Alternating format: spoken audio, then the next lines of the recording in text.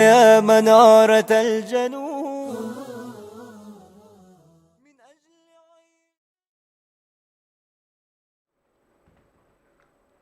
بسم الله الرحمن الرحيم. الحمد لله رب العالمين، وصلى الله وسلم على نبينا محمد وعلى آله وصحبه أجمعين. المشاهدون والمشاهدات الكرام، السلام عليكم ورحمة الله تعالى وبركاته. ويتجدد اللقاء معكم مع برنامج قضايا إريتريا ومن قناة سلام الإعلامية. نحييكم في هذا اليوم الطيب المبارك. في بداية هذا اللقاء نرحب بضيف البرنامج فضيلة الشيخ الدكتور حسن سلمان. حياكم الله فضيلة الشيخ. أهلا وسهلا، حياكم الله وبارك فيكم.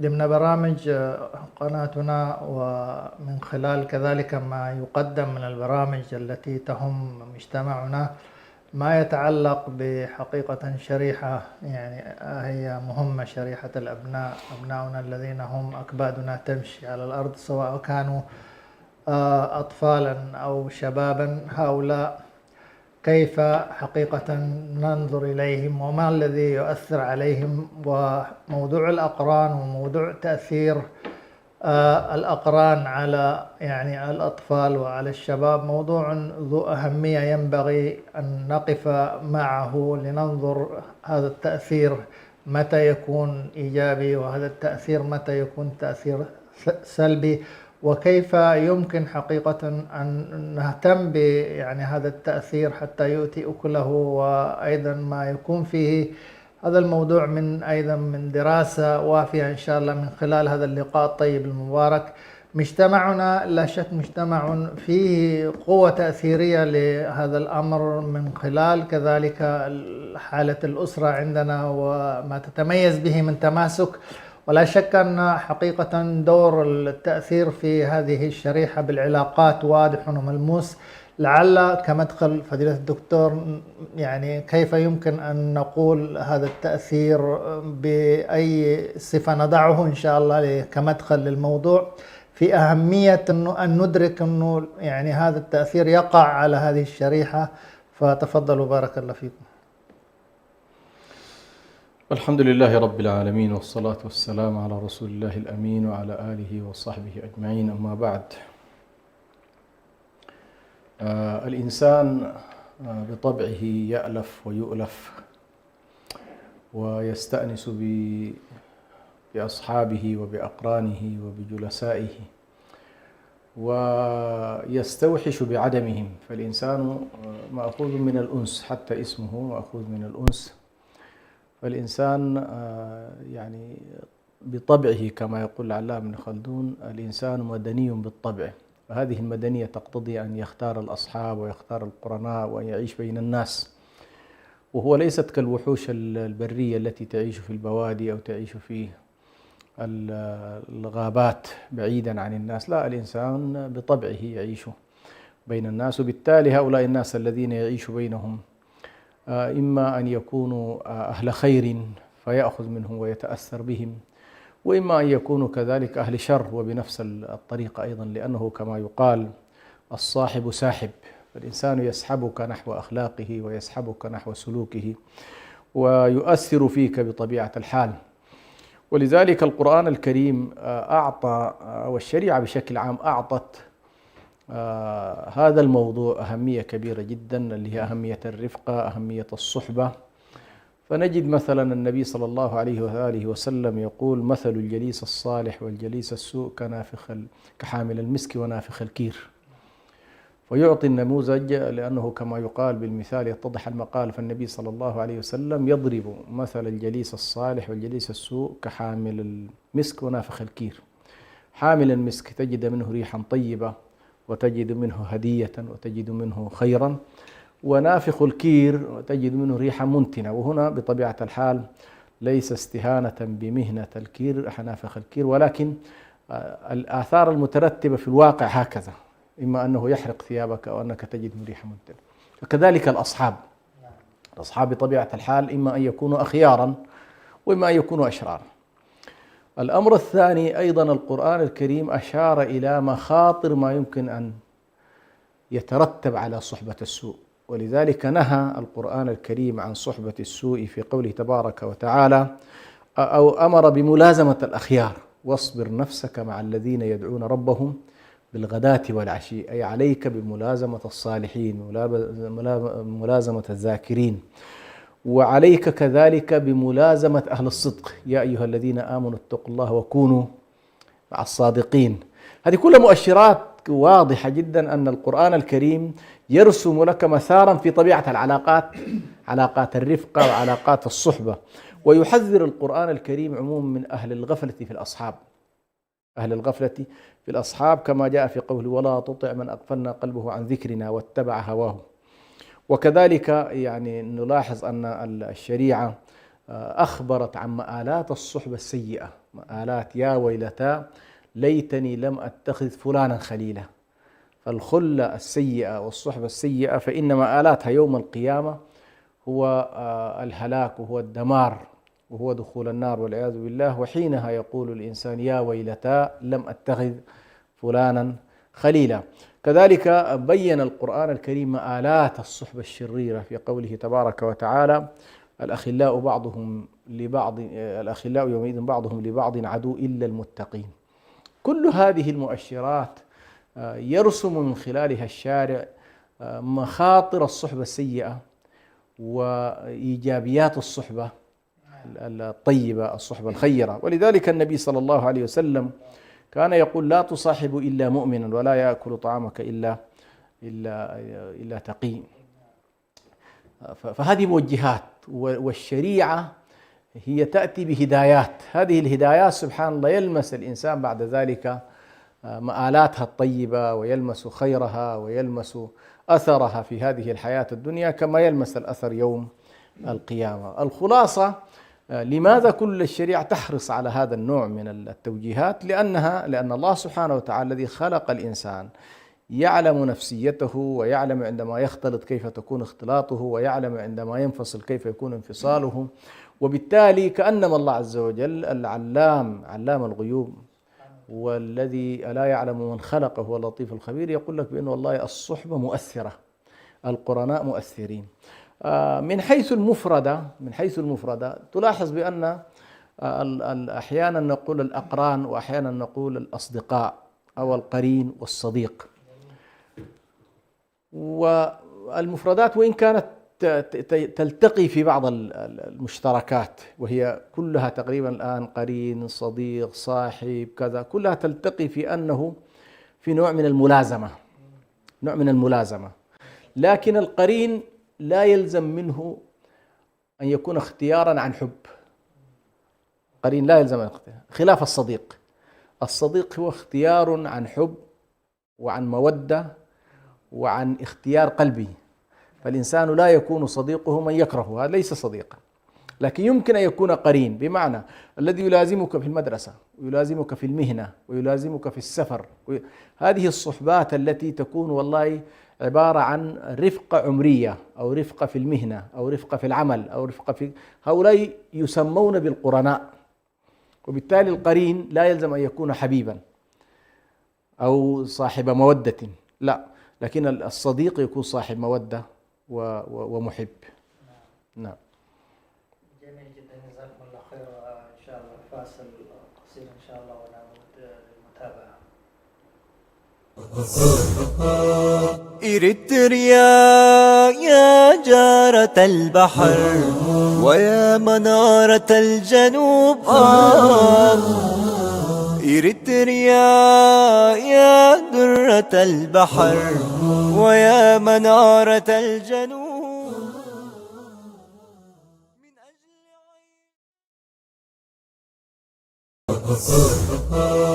إريتريا يا جارة البحر ويا منارة الجنوب،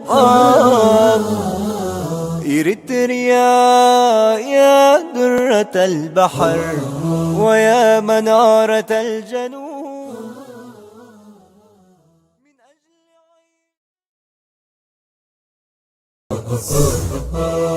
إريتريا يا جارة البحر ويا منارة الجنوب، إريتريا يا درة البحر ويا منارة الجنوب.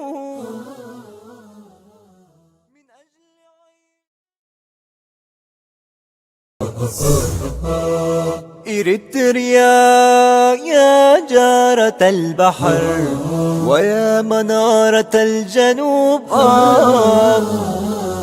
إريتريا يا درة البحر ويا منارة الجنوب.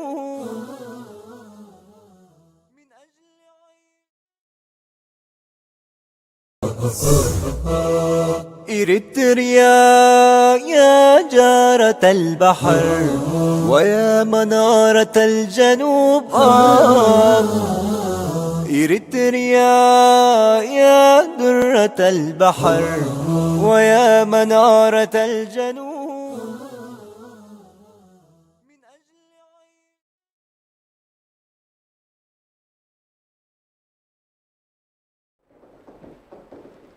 نواصل إن شاء الله ما بدأنا في هذه الحلقة، وجزاكم الله خير فضيلة الشيخ الدكتور حسن ما تفضلتم به.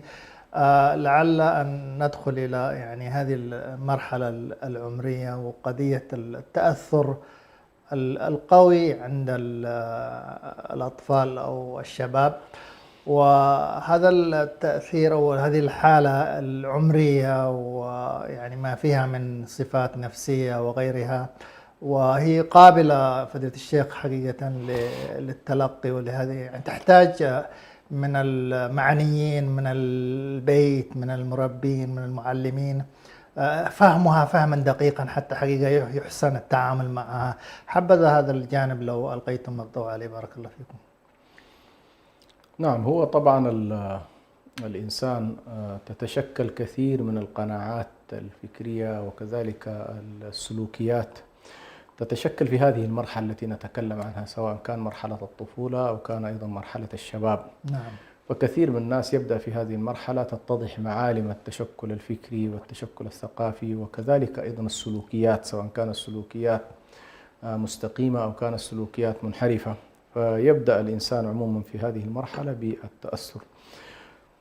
أيضا الخصائص النفسية وكذلك الخصائص العقلية تتفاوت عند الأطفال وعند الشباب، حتى أيضا لا تستطيع أن تحكم بأن والله كل طفل هو يتأثر بالطفل الآخر. يعني هنالك خصائص نفسية عند بعض الأطفال، هو أنه ضعيف الشخصية وبالتالي حريص أن يقلد غيره وأن يكون تابعا.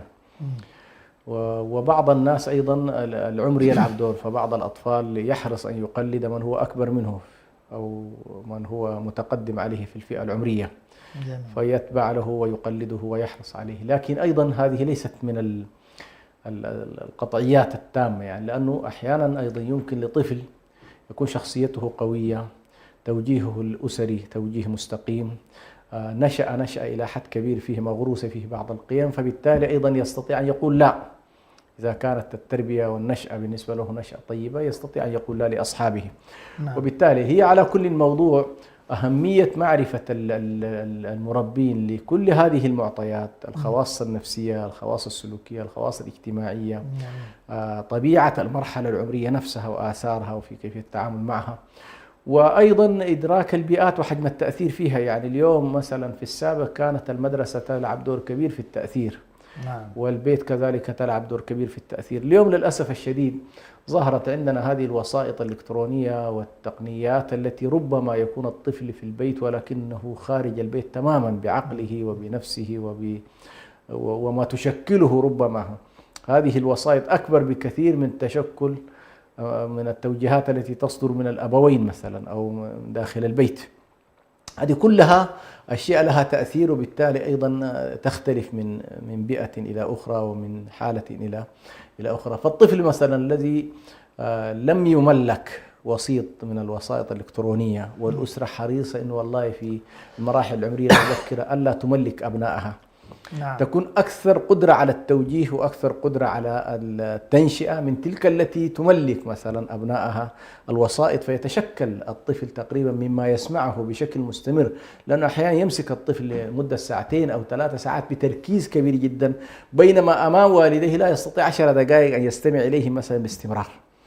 فكل هذه الأشياء تلعب دور كبير جدا فيما يتعلق بالتنشئة وما يتعلق بالتربية. لكن المهم في الموضوع هو كيف يستطيع المربون دراسة هذه الأحوال كلها حتى يستطيعوا أن يضعوا برنامجا تربويا للأبناء ويستصحبوا معهم حجم المدخلات الهائل جدا الذي يتعرض له اليوم الأطفال ويتعرض له الشباب. فالآن لا يستطيع مهما بال لا مدرسة ولا بيت ولا نادي ولا أيضا شارع يستطيع أن يقول والله يساهم بنسبة مثلا تتجاوز 50% في طفل أو في شاب من الشباب. يصعب ذلك، لأنه ليس هنالك من يملك اليوم هذه من الحواضن الطبيعية، لا البيت ولا المدرسة ولا النادي ولا غيره ولا المسجد حتى، إنه والله يستطيع أن يوجه بنسبة تصل إلى 50. لماذا؟ لأن الوسائط الأخرى تلعب دور كبير جدا، والعالم الافتراضي صار اليوم الناس ميالة إلى هذا العالم الافتراضي أكثر من ميولها إلى العالم الواقع الذي تعيش فيه. بارك الله فيكم فضيلة الشيخ. حقيقة هنالك أيضا في هذا الموضوع جوانب تؤثر يعني سلبا أو إيجابا. قضية الواقع يعني الاقتصادي والاجتماعي، يعني كيف يعني يمكن أن يكون له تأثير، خاصة يعني أنه مجتمعاتنا ربما يعني حقيقة العوز فيها يعني بسبب الظروف الداخلية واللجوء وغيرها. فماذا نقول حقيقة في ظل ربما يعني الطفل لا يجد بعض الوسائل، أو يعني في بيئة تكون ربما فيها يعني أوضاعها الاقتصادية غير سوية، فكيف نحسن حقيقة الأبناء وهم يعني قد يحتكون بمن له ربما أوضاع غير أوضاعه؟ ففي مثل هذه الأجواء كيف يعني نحمي من أضرار اختلاف الأوضاع الاقتصادية داخل المجتمعات؟ بارك الله فيكم. وللأسف الشديد طبعا تفاوت الأوضاع الاقتصادية لا تجعل الأجيال المتقاربة عمريا أن تكون متقاربة بطبيعة الحال في الصداقات أو في الرفقة. يعني هذه قليلة الحصول على كل، لأن الطيور كما يقولون على أشكالها تقع. نادر اليوم مثلا الطبقات العالية التي هي حتى في بنيانها تعزل نفسها، وحتى في مدارسها تعزل نفسها، وحتى في علاقاتها الاجتماعية تعزل نفسها. هذه نادرة على كل. نادر أن يقتحم طفل صغير مثلا إلى مواقع الأغنياء ليصنع صداقة. هذه قليلة إلا أن يعني تنشأ لعوامل أخرى. فعموما التفاوت الاقتصادي أو التفاوت في الطبقات عموما هذا ينشأ معه بطبيعة الحال أيضا أوضاع مختلفة تماما. كل في محيطه، فكل في محيطه وكل في بيئته. وحتى تجد أنه هو يتضايق هذا. لماذا؟ لأن أنت مثلا الآن طفل لا يملك تلفون مثلا، كيف سيكون وضعه مع بيئة كلها تملك تلفونات وتتفاخر كل يوم بالصيحات الجديدة مثلا؟ فهذه بطبيعة الحال. فأنا عموما رأيي أن العوامل الاقتصادية والتفاوت فيها تنشئ معها طبقات مختلفة. وبطبيعة الحال على المستوى الاستراتيجي هذا النوع من التفاوت هو الذي غالبا يولد الثورات الاجتماعية ويولد الحزازات ويولد كذلك التراكمات التي ربما يشعر بها أو تشعر بها الفئات التي تجد نفسها محرومة بطبيعة الحال وتجد نفسها معزولة حتى في إسكانها وحتى في تعليمها. فهذه كلها على كل نية. لكن التأثير غالبا يكون من الفئات المتشابهة. ثم أيضا ستلاحظ أيضا هذا التفاوت الطبقي الاقتصادي نوع الانحرافات فيها أيضا تختلف عن نوع الانحرافات في الطبقات الفقيرة مثلا.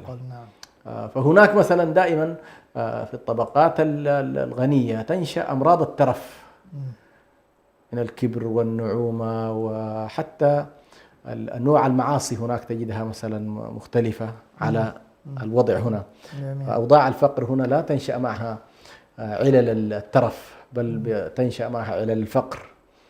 وعلل الفقر ليست هينة أيضا، علل الفقر لها مشكلاتها وعلل الترف أيضا لها مشكلاتها. ولكن كلا طرفي الأمر سواء هؤلاء أو هؤلاء تنشأ بطبيعة الحال صفات وسلوكيات في نهاية المطاف لن تبني المجتمع قدر ما تهدم المجتمع. فالترف نهاياته ومآلاته خطيرة جدا على المجتمعات، وكذلك الفقر المدقع خطر. ولذلك النبي صلى الله عليه وآله وسلم تعوذ من الغنى المطغي وتعوذ من الفقر كذلك المدقع أو الفقر المنسي.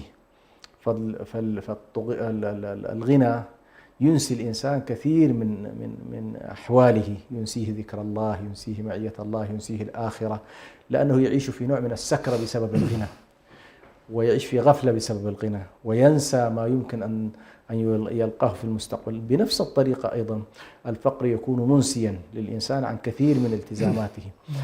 لكن هنا الشاهد بأن أوضاع الشباب وأوضاع الأطفال في البيئات الغنية المترفة تختلف عن البيئات الفقيرة، حتى في أنماط التدين. أكيد. حتى في أنماط التدين، لو افترضنا أنه والله هذه بيئة محافظة وهذه بيئة محافظة، لكن ستلاحظ بأن نمط التدين هنا في هذه البيئة سيختلف بطبيعة الحال عن نمط التدين في البيئة الأخرى، وخاصة فيما يتعلق بطبيعة الالتزامات بالأشياء الشاقة والأعمال الشاقة والقضاء. يعني مثلا ستجد المجموعات الفقيرة قدرتهم على الأعباء وعلى تحمل الجهاد وعلى الصعوبات أكثر من الذين يكونون مثلا في المجتمع. ولكن ربما أيضا يمكن أن يكون لهؤلاء أرق، ممكن إذا نشأوا نشأة طبيعية ونشأة سوية في إطار بيئة الأغنياء قد يكونوا أيضا أكثر رقة وأكثر عطفا وأكثر حنانا من أولئك. فالمسألة على كل تحتاج إلى نوع من التوازن وإلى نوع من التعرف في ما هي العلل التي نلاحظها هنا وما هي العلل التي نلاحظها، حتى يعني نمط التربية ونمط المادة التي تقدم تكون أيضا متناسبة مع، لأن يعني بعض الناس يعني يتصور بأن نفس المادة التي تصلح لهؤلاء ستصلح لهؤلاء، والأمر ليس كذلك. الداعية هو كالطبيب، الطبيب يشخص الدواء بشكل صحيح، يشخص الداء بشكل صحيح ليعطي جرعة الدواء بعد ذلك أيضا بشكل بشكل صحيح. لكن إذا لم يكن التشخيص صحيحا فسوف لن يكون العلاج صحيحا. بارك الله فيكم. لعل يعني نتبع حديثكم الجميل هذا في قضية حقيقة اللي هي قضية المعالجات، قضية البنية اللي يعني حقيقة تتجه بالمسار التربوي في البلد أو في المدينة أو في القرية إلى حقيقة ما يكون محاضن يعني تستوعب هؤلاء وهؤلاء، وكيف أن هذه المحاضن ودورها من أندية ومن غيرها هذا جانب، وأيضا يعني دور الكبار في هذا السياق يعني في المجتمع. يعني نعرف أنه مجتمعنا يعني مجتمع قيمة الكبير حاضرة فيه، والشارع عندنا نذكر يعني في الصغر كيف كان يعني أيضا للكبار دور يعني وتقدير وأن كلمتهم مسموعة. هذه الجوانب كجوانب حقيقة تحصن هؤلاء الشباب في مختلف قطاعات ممكن التأثير. نتناول هذا البحث. بارك الله فيكم. أعود أيضا هنا إلى موضوع بنية المجتمعات وطبيعتها وأثر ذلك أيضا على السلوك. فمثلا عندك المجتمعات المحافظة، المجتمعات التي تبنى بنية تكافلية، بنية تواصلية، بنية فيها أن والله الجار ينظر إلى جاره هذا الحقوق والتداخل بينهم. وبنية أخرى مفصولة تماما ومعزولة، عبارة عن شقق معزولة عن بعضها، حتى بعض الناس لا يعرف من جاره ولا يعرف اسمه. وللأسف الشديد طبعا الحداثة التي اقتحمت اليوم الأسوار على كل بنياتنا المجتمعية حولت كثير من السلوكيات عندنا لا علاقة لها بالإسلام. الإسلام يقوم على فكرة التكافل، على فكرة التواصل، على فكرة التعاون، هكذا. يعني سواء في مسجد، يعني اليوم يكاد يكون المكان الوحيد اللي ممكن الناس والله يلتقون فيه بشكل طبيعي هو المسجد، لكن كان المسجد في السابق محطة من المحطات. وبالتالي الطفل كما تفضلت في السابق طبيعي الأسرة توجه والجار يوجه والشارع نفسه أيضا يوجه. لماذا؟ لأن المجموعة كلها متعارفة. يا سلام. وقد يكون فيها التقارب أيضا حتى في النسب، هنالك الخال وهنالك العم وهنالك ابن العم. فالبنية القديمة مثلا فيها هذا النوع، وبالتالي لا تجد هنالك مشكلة في أنه والله الشخص يوجه ابن جاره، بل حتى يمكن أيضا أن يضربه ضربا ليس مؤذيا أو ضربا ليس إذا كانت المسألة تستحق، دون أن يجد أي مشكلة مع الجار يا سلام. بل بالعكس يحمد له ذلك. لماذا؟ لأن الدافع إلى ذلك غالبا لن يكون كراهية ولا عداوة ولا بغضاء، بقدر ما هو حب لهذا الطفل وتوجيه له. فاليوم تقريبا التشكلات المجتمعية التي للأسف الشديد اقتحمتنا في كثير من مدننا هي بنيات معزولة لا تستطيع أن تساهم بشكل إيجابي في المجتمعات.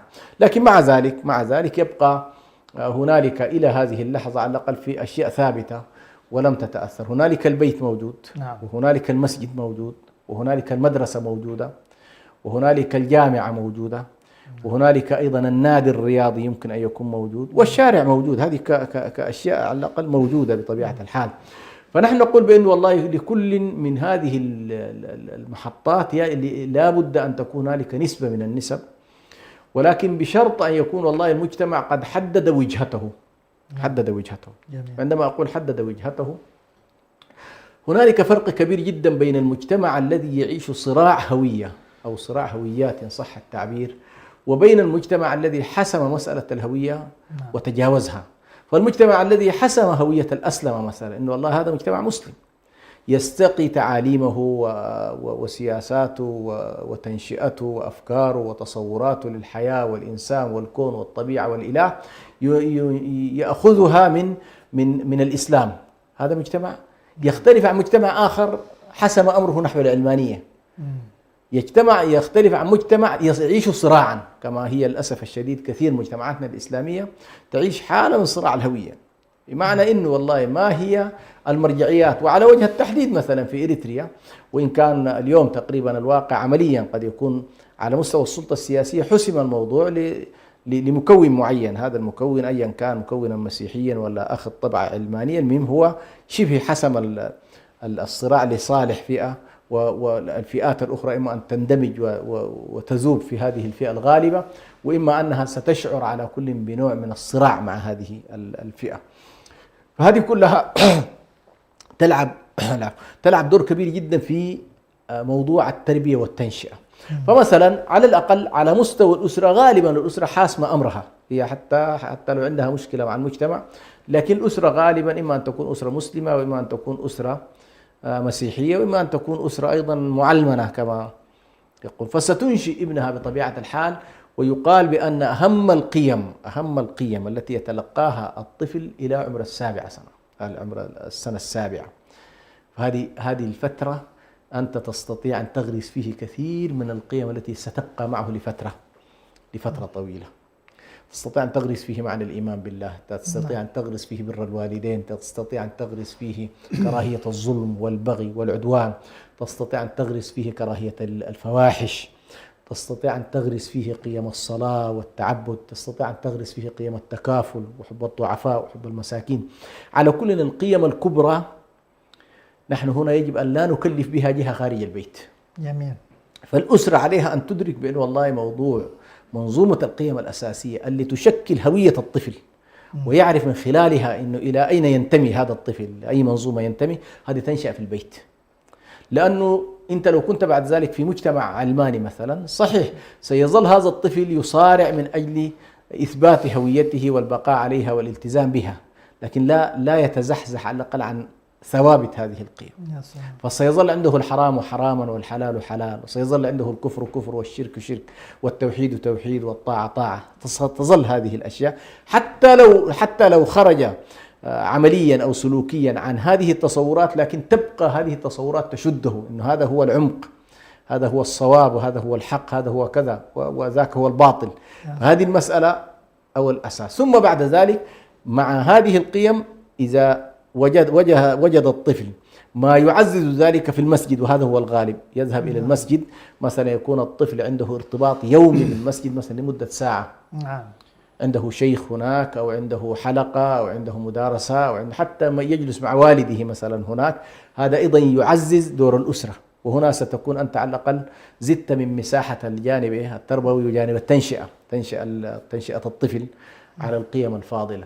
إذا وجد المدرسة بعد ذلك منسجمة مع هذا الإطار، بمعنى المناهج التربوية الموضوعة تعزز هذا الاتجاه، وهذا يعني في بعض البلدان جيد، مثلا هنالك توافق ما بين وضع الأسرة، وضع الجامع، وضع المدرسة. بمعنى المناهج تخدم تخدم هذا الاتجاه. فهنا الطفل لن يجد نفسه في تناقض وفي صراع داخلي. بعد أن ينتقل إلى هذه الحالة يجد الشارع أنه أيضا هنالك مساحات سيأخذها مع أصدقائه.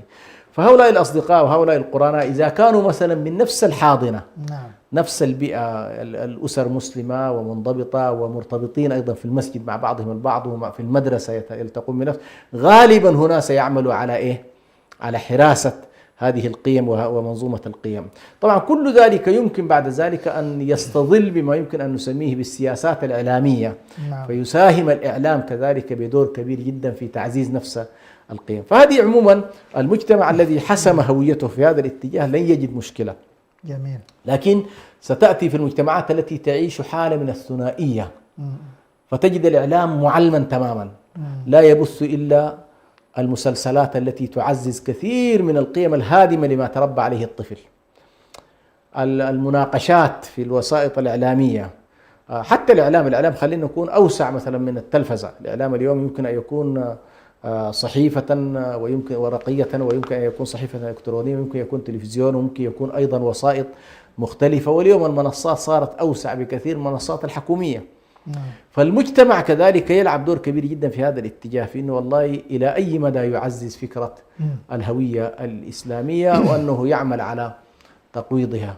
وفي نفس الوقت بعد أن يسلح هذا الطفل أو هذا الشاب بكل هذا المخزون من القيم، سيظل أيضا في مواجهة مع القيم الأخرى، صحيح، القيم المناقضة. فاليوم العولمة أيضا تساهم معنا مساهمات سلبية كبيرة جدا، تنشر الرذيلة وتنشر كذلك الإلحاد وتنشر التفكك الأسري وتنشر ما يعرف بقيم الرأسمالية كالفردانية والليبرالية وإلى غير ذلك. وبالتالي أنت أمام هذه التحديات أمام بلاء عظيم جدا. ولكن هذا البلاء نفسه بقدر ما تنجح أنت في هذا التحدي وهذا البلاء سيكون الأجر إن شاء الله عند الله سبحانه وتعالى.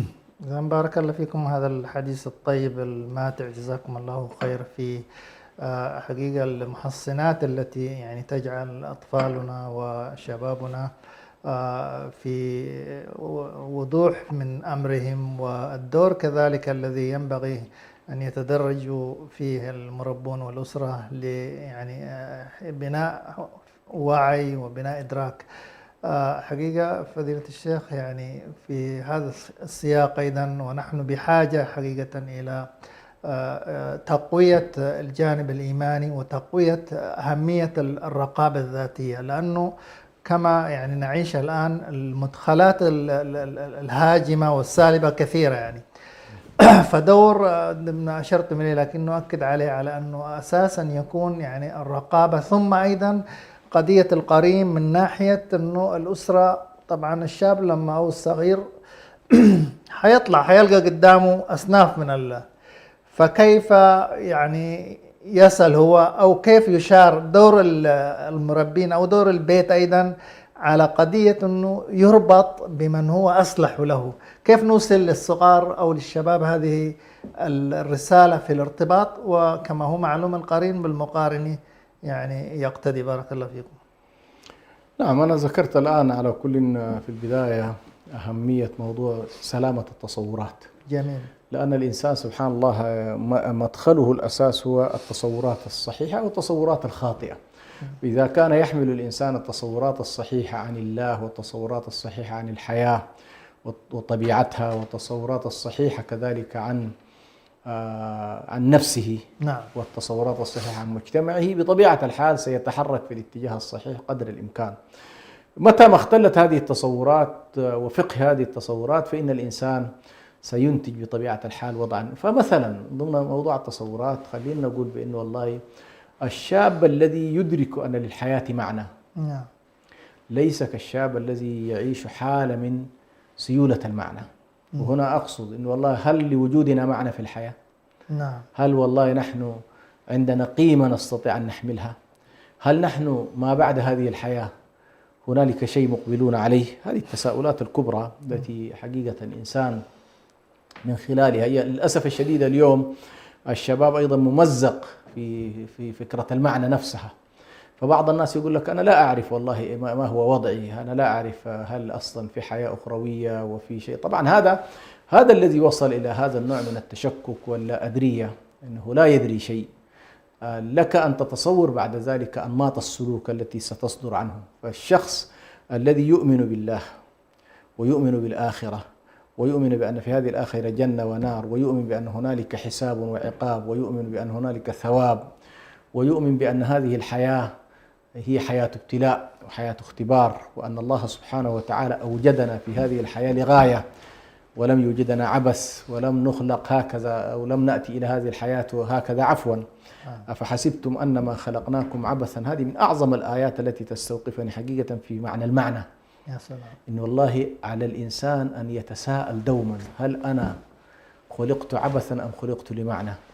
فإن توصل إلى أنه خلق لمعنى سيكون وضعه مختلف جدا. إذا توصل لا، هو مش عارف حاجة ولا يدرك أنه لما خلق، غير أنه كما قال القائل: والله أتيت ولكني لا أدري من أين أتيت ولا كيف أتيت، غير أني وجدت طريقا فمشيت. يعني هذه الإشكال، هذا النوع من فقدان المعنى يجعل من الإنسان عبارة عن يعني لا، كائن رخيص جدا لا معنى له، لا معنى. لكن الله سبحانه وتعالى يعطيك معنى ثم يقول لك: أنت مكرم، أنت لست كائنا عاديا، أنت كائن مكرم، أنت كائن فضلتك على العالمين، فضلتك على المخلوقات، وفضلتك بميزة مهمة جدا، وهي أنك تستطيع أن تختار. يا سلام. هذا الاختيار الذي سلبه الله من الملائكة وسلبه كذلك من آخرين. الله جعل الملائكة نمطهم واحد، وجعل الشيطان أيضا نمطه واحد، ولكن جعل الإنسان نمطه مزدوج. فالملائكة لا يعصون الله ما أمرهم، وإبليس هو عدو الله سبحانه وتعالى، فهو بالتالي رأس المعاصي ورأس الكفر ورأس هذا الإنسان لا، هو من طينة مختلفة، وليست الطينة إبليس ولا من طينة الملائكة، فهو كائن مكرم. وبتكريمه هذا إما أنه يبلغ إلى مقامات كبيرة جدا قد تصل إلى مقامات الرسل والأنبياء والملائكة، وقد لا ينحط إلى أسفل سافلين وليكون مثلا من طينة الشيطان وطينة إبليس. هذه كلها يعني لا بد أولا في إطار التصورات أن تكون الصورة بالنسبة لنا واضحة، لندرك بعد ذلك كيف يمكن أن نتعاطى وننتقل شيئا فشيئا حتى نستطيع إن شاء الله أن نؤثر في بيئاتنا. موضوع الاختيار أو موضوع اختيار الأصدقاء في مرحلة عمرية معينة، الطفل قد لا يكون له القدرة على التمييز بين الصديق الصالح والصديق وهنا لا بد من تدخل الوالدين. جميل. التدخل الإيجابي ليس التدخل السلبي. التدخل الإيجابي معناه أنه يستطيع الوالد أو الوالدة أن تصنع البيئة الخارجية له، سواء كانت هذه البيئة فردا أو كانت بيئة مجتمع. فمثلا يستطيع أن يقول له: يا أخي أنت اذهب مع فلان، احرص على صداقتك مع فلان، ويحرص أن يأتي بصديقه هذا إلى البيت، فيصنع معه نوع من التميز، بحيث والله يحرص على بعضهم البعض، وأنت تكون أيضا اخترت الصديق بمواصفات معينة. ويمكن أيضا بطريقة هادئة وبطريقة أيضا لبقة وذكية أن تسحبه من الصديق السيء. يا سلام. إما بتعديل في سلوك هذا الصديق نفسه أيضا، لأن هذه من دعوة إلى الله سبحانه، وإن شعرت بأنه يصعب عليك أن تعدله فما عليك إلا أن تسحب ابنك من هذا النوع من الصداقات. فهذه مسألة مهمة. النقطة الثانية أيضا في إطار البيئة، أنت الذي تستطيع أن تجعل لابنك مثلا لابنك برنامج مسجدي، برنامج مع شيخ، برنامج مع مدرس. أنت الذي تستطيع أن تنتقي له الرحلات مع من يخرج هذا الابن. هذه كلها بيئات تصنع صناعة، أو أنت تستطيع أن تساهم فيها، وتستطيع أيضا أن تسأل. إذا كان الابن نفسه يصنع البيئة مثلا، تستطيع أن تسأل عن هذه البيئة.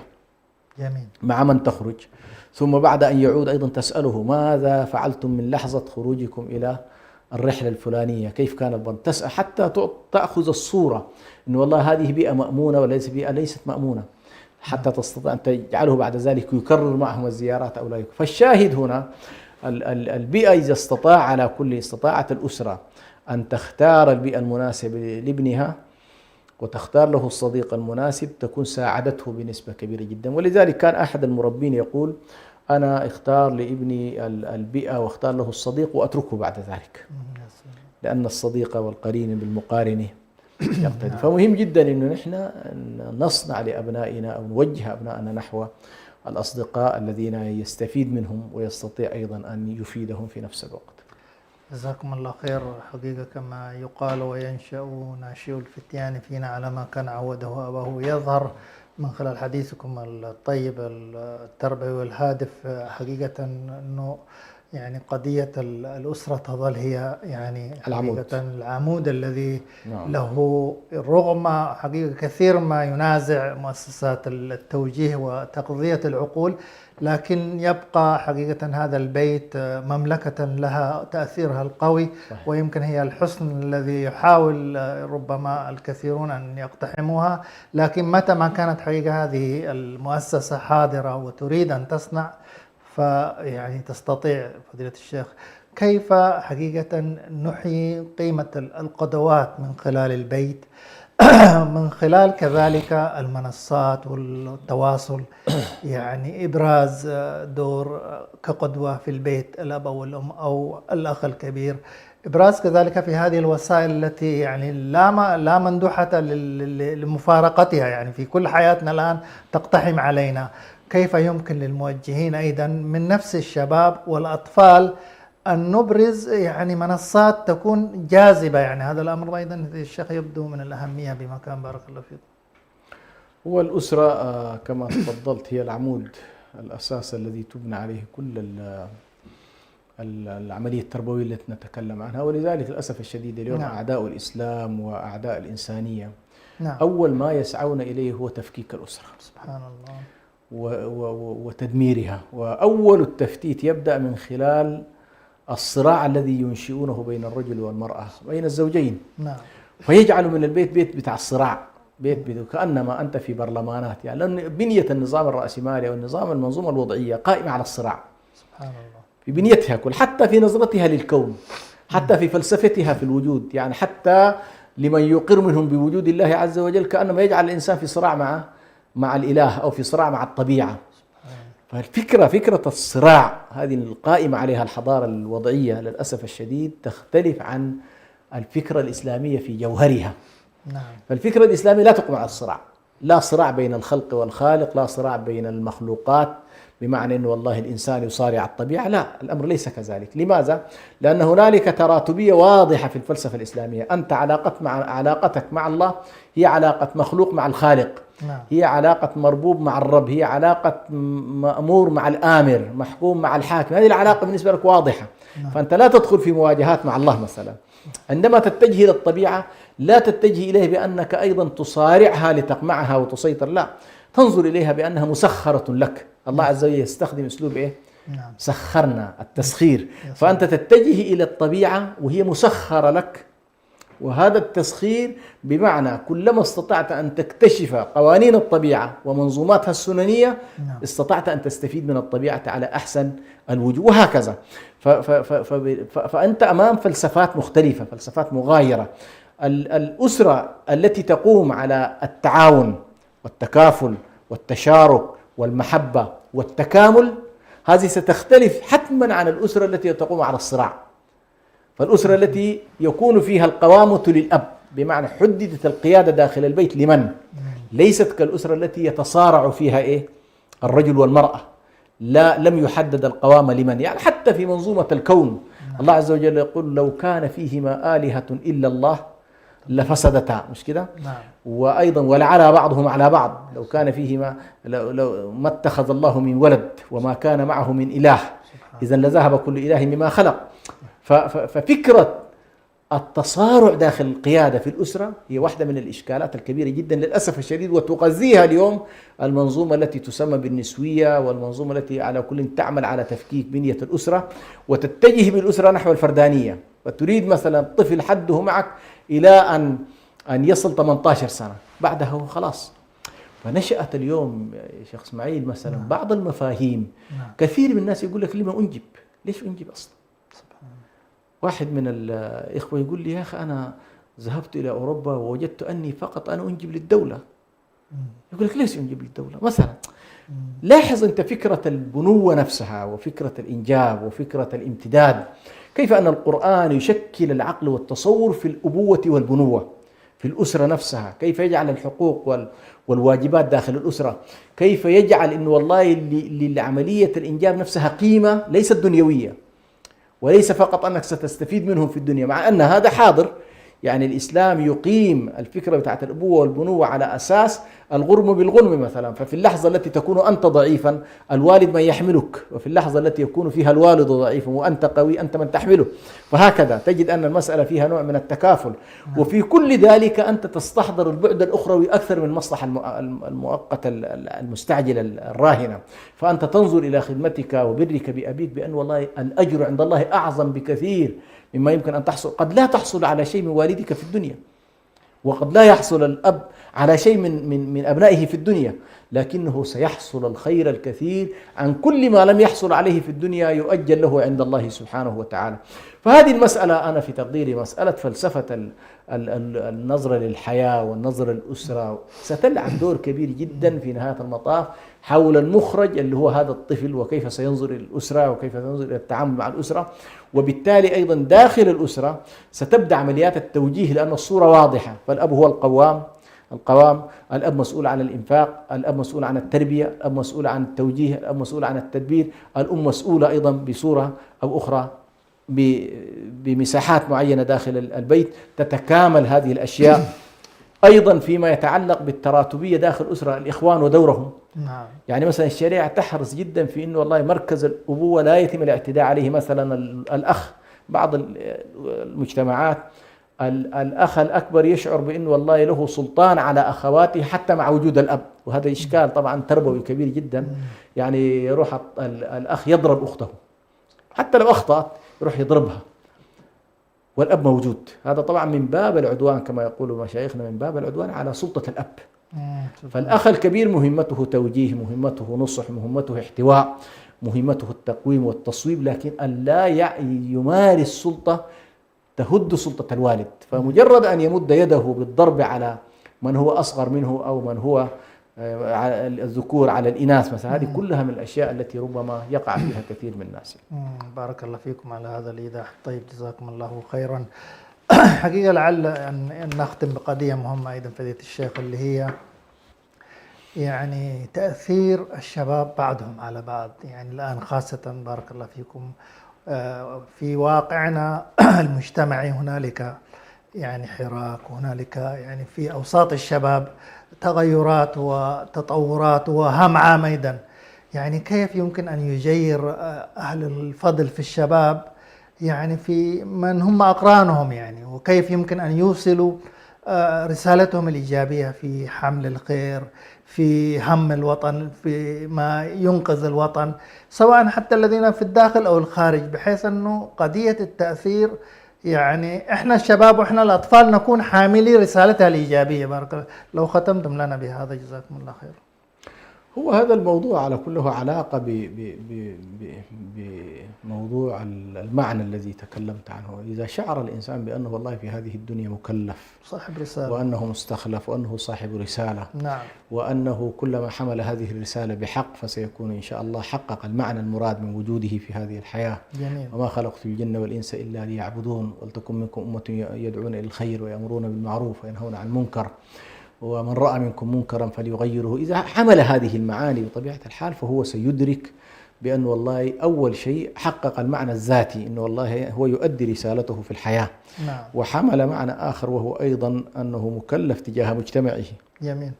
النقطة الثالثة أنه سيكون مأجورا في كلا الحالتين، سواء على المستوى الذاتي أو على المستوى التواصل مع الآخر، سيكون مأجورا عند الله سبحانه وتعالى.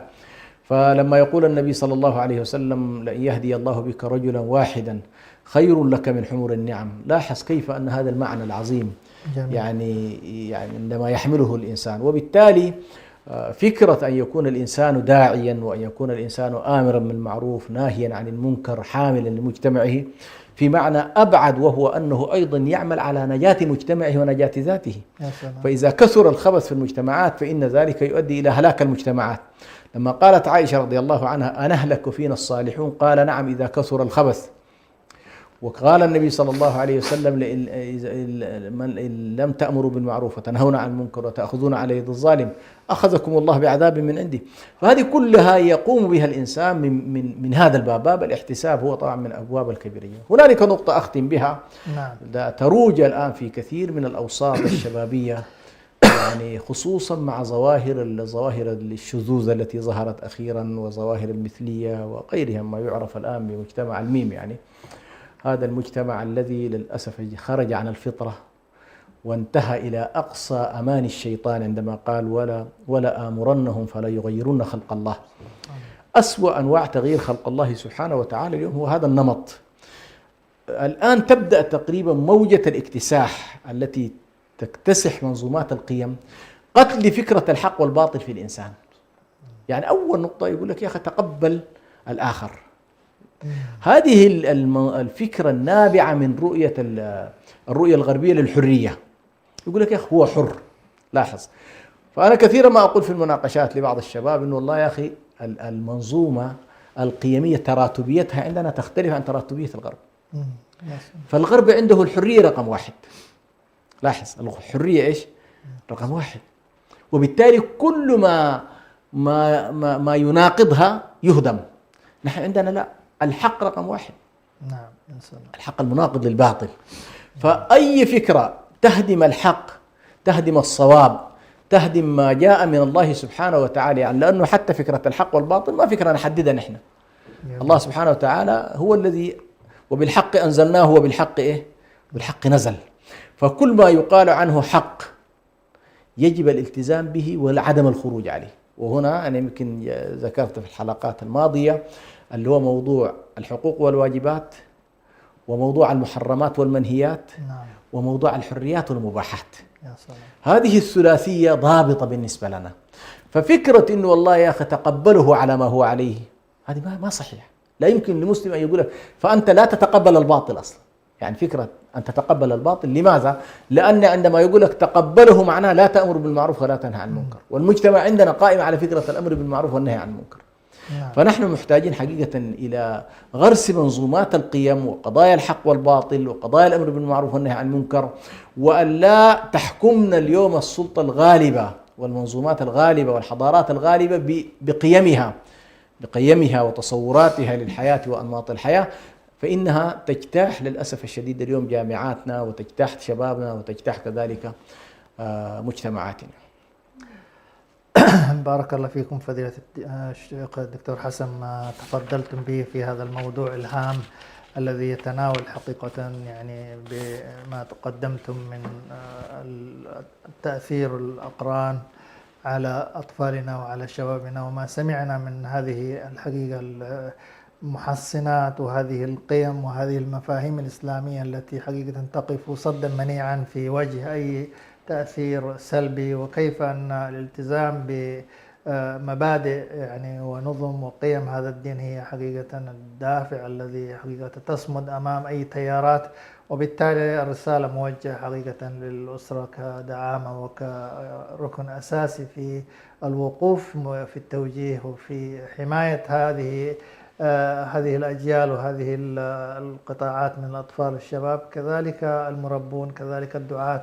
كل المؤسسات حقيقة تؤدي دور كبير، وغرس يعني الرقابة وغرس محبة للدين يبقى أنه إن شاء الله تعالى مع حسن التوجيه السليم ومع التربية ومع الدعاء ومع الالتزام المستمر والعطاء المستمر كذلك في هذا الصدد. نسأل الله سبحانه وتعالى أن يوفقنا وأن يحمي شبابنا وفلذات أكبادنا من أي تأثيرات سالبة. إلى أن نلتقيكم في لقاء قادم، نشكر لكم حسن الاستماع والمشاهدة، جزاكم الله خير، والسلام عليكم ورحمة الله وبركاته. إريتريا يا جارة البحر ويا منارة الجنوب، إريتريا يا درة البحر ويا منارة الجنوب.